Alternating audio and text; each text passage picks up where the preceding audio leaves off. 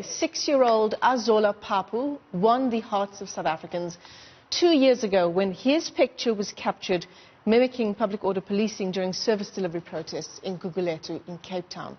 Now, the story goes, he braved rubber bullets and stones to walk up to the police, and his picture was published in the Cape Times newspaper. The photograph was taken by African news agency photojournalist Ayanda Ndamane, and ironically, those were in fact happier times for this little boy. He's recently been struck by the tragedy of losing his mother. Ayanda Ndamane, who has 3 children of his own, says he bought the little boy some new clothes. He's also promised to come back with more donations. Azola, we understand, faces a whole range of challenges, but look at the two of them there together, looking so wonderful on screen. Good morning to both of you, especially to you, Azola. It's so great to see you on our TV screens this morning, and I wondered if we can just bring up the photograph that Ayanda Ndamane took now 2 years ago. There it is again.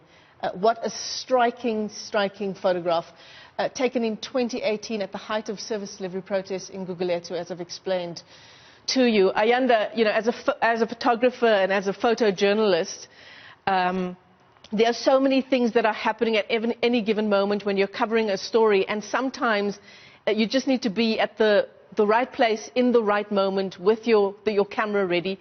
Tell us about that day. Take us back to that day when you took this now iconic photograph.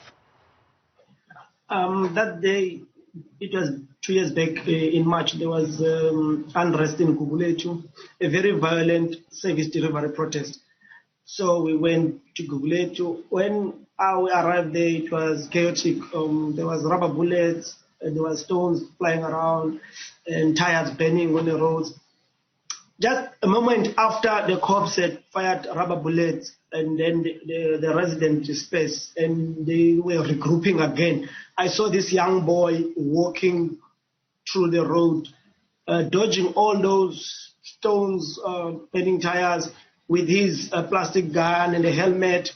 And I was interested, like a 4-year-old, what he's going to do. Is he going to go where the crowd is, or he's going to go to the police? Because his mother was on the other side, and people that he knows. Normally a kid will run, when it's chaotic, kid will run to people that he knows. But he walked straight to the cops where they were standing with their guns ready to shoot.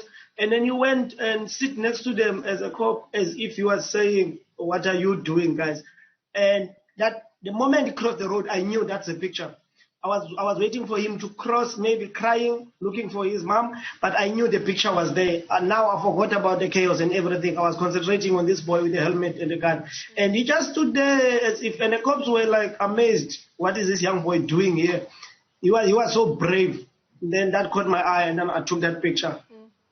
Azola, can you hear us? How are you? Yeah. Do you know that you're on TV?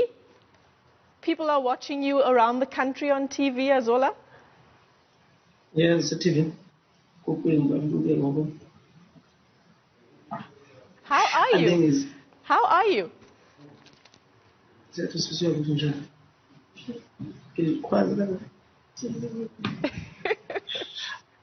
Ayanda, you know, we've been tracking the story, not since that photograph was taken, but certainly since the coverage around the story of how you've become such a part of Azola's life over the past couple of years. You're a father yourself, and it does seem that you've taken on a father figure role in his life as well. What are some of the things you're trying to put in place for his future, and how can ordinary South Africans help you? Okay, it started with me organizing clothes for him and groceries, because for 2 years I promised his mother that I was going to go back with the picture, or at least the printed newspaper, but I never did for 2 years. And then this day I was doing another charity work, so I had 1 food parcel left. I went to look for him in Gugulethu. I found his home, and then I delivered the grocery that I had. Then from there, when I was doing that, everyone cried in that family. And then it's where I was like, it caught my eye. Why is everyone crying? They asked me, how did you know we need to produce grocery? And we just buried his mom I think 4 days ago. And then I started then to go to Facebook and posted that post that I was asking for donations. But then when I look at the situation, I thought, okay, now people are coming, South Africans with their home heart, they come with food, clothes, but I thought in 3 years' time, those things will be up, and then what? Now I thought, no, let me open an education trust or education fund for him so that he can get proper education. But the challenge is we're still having, we're still busy with it. He doesn't have birth certificate, so we're still busy with fixing that. But I have an account that I'm using for people who want to donate towards his education. Because the only thing now, my dream is to see him get a better education, a better school, and a better future. Maybe also he can also help another young South African where when he's older and maybe successful, he can also think, oh, the South Africans helped me to be here. So we can also extend that.